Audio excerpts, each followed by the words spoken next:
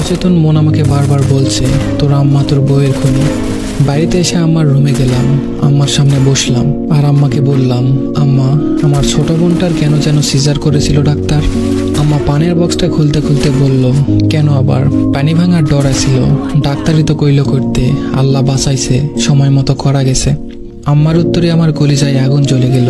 যেটা নিজের মেয়ের বেলায় ভাবতে পেরেছে সেটা ঋণের বেলায় পারল না। একজন নারী হয়ে অন্য নারীর প্রতি এতটা অবহেলা। কোনো মতে ধৈর্য ধরে বললাম, আম্মা, আমি কি আপনারে কখনো কষ্ট দিছি, ভালোবাসা কম দিছি? আম্মা এবার একটু অবাক হয়ে বলল, কেন বাজান, কি হয়েছে? এডি কুসকেরে। আমি আম্মার হাত ধরে বললাম, আম্মা, আমি আপনারে এত ভালোবাসি, তাই জানতে চাই আমার দ্বারা আপনি কষ্ট পাইছেন কিনা।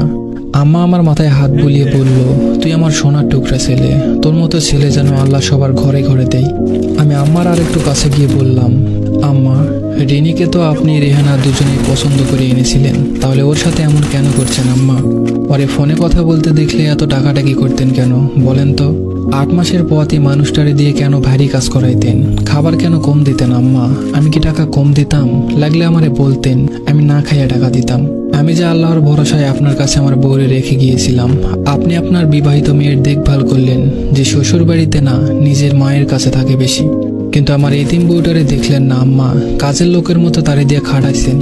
আগে না হয় নিজের ইচ্ছাই করতো, কিন্তু যখন শরীর খারাপ হইল তখন কেন জোর করে করালেন আম্মা? আম্মা আমার হাত ছেড়ে দিয়ে চিৎকার করে বলল, মরার আগে এমন মিথ্যা কথা কইয়া গেছে আমার নামে, আল্লাহ আমারে তুমি উঠাই নাও, তুমি বিচার করো, কবরে আগুন জ্বলবো।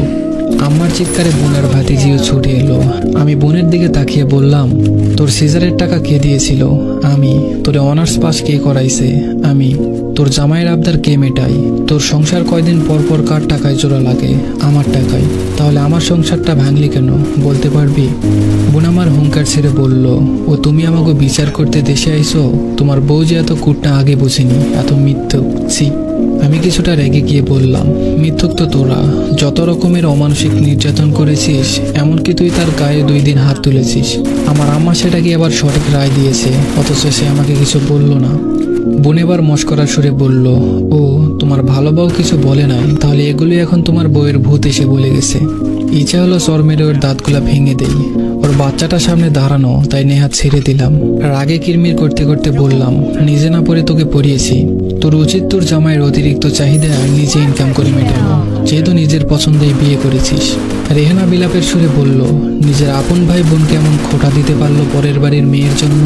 এমন দিনও আসলো আমার জীবনে। আমি আম্মাকে বললাম, আম্মা, আমি তো সিজারের জন্য টাকা দিয়েছিলাম আলাদা করে, তাহলে আপনি করাইতে চান নাই কেন? আপনারা রেহানার এত আপত্তি থাকার কি আর কোনো কারণ ছিল? আম্মা জোর গলায় বলল, কে কইছে আমরা করাই নাই? ডাক্তাররে আমরা কইছি টাকা যা লাগে লাগুক, অপারেশন করান। হেরা না করিলে আমরা কি করবো? হুদাই মিশা দোষ দিবি না। আম্মার সহজ সরল মিথ্যা আমার কাছে বিষের মতো লাগছে। আমি দীর্ঘশ্বাস ফেলে বললাম, আম্মা, আমি খবর নিয়ে আসছি। সিজারের টাকা আপনি আপনার মেয়ের জামাইকে দিয়েছেন, তার জমি কেনার টাকা শর্ট পড়ায়। আপনি আপনার মেয়ের সংসার বাঁচালেন আর আমার সংসারটা ভেঙে দিলেন। আমার মাসুম বাচ্চাটারে মেরে ফেললেন। এ আপনার কেমন বিচার আম্মা? আম্মা কাঁদো কাঁদো গলায় বলল, হায়াত মৌত আল্লাহর হাতে, তুই আমারে দোষ দিতে পারিস না। কোথায় যেন হাদিসটা পড়েছিলাম, তুমি তোমার বাবা মায়ের সাথে তর্ক করো না, এমনকি তাদের জুতোর সাথেও না, যদিও বা তুমি সঠিক হও। নিজেকে সামলে নিয়ে আম্মার দিকে তাকিয়ে শান্তভাবে বললাম, আল্লাহ বলেছে চেষ্টা করতে, আপনি এবং আপনারা করেন নাই, বরং আরো খারাপ করেছেন। তারে তিলে তিলে শারীরিক মানসিক যন্ত্রণা দিয়ে মেরেছেন। সে যদি আমাকে নালিশ করত তাহলে সত্য মিথ্যা মিশানোর সুযোগ ছিল, কিন্তু যে মানুষ নিজের সাথে কথা বলে তার মিথ্যা বলার দরকার হয় না। কথাটা বলে রুমে চলে আসলাম। অনেক প্রশ্ন, অনেক ইচ্ছা থাকা সত্ত্বেও বললাম না। মা বোন বিলাপ করছে, আশেপাশের মানুষ আমাকে বউ পাগল নিষ্ঠুরতম সন্তান হিসাবে জানছে। জানো, তাতে আমার কিছু যায় আসে না।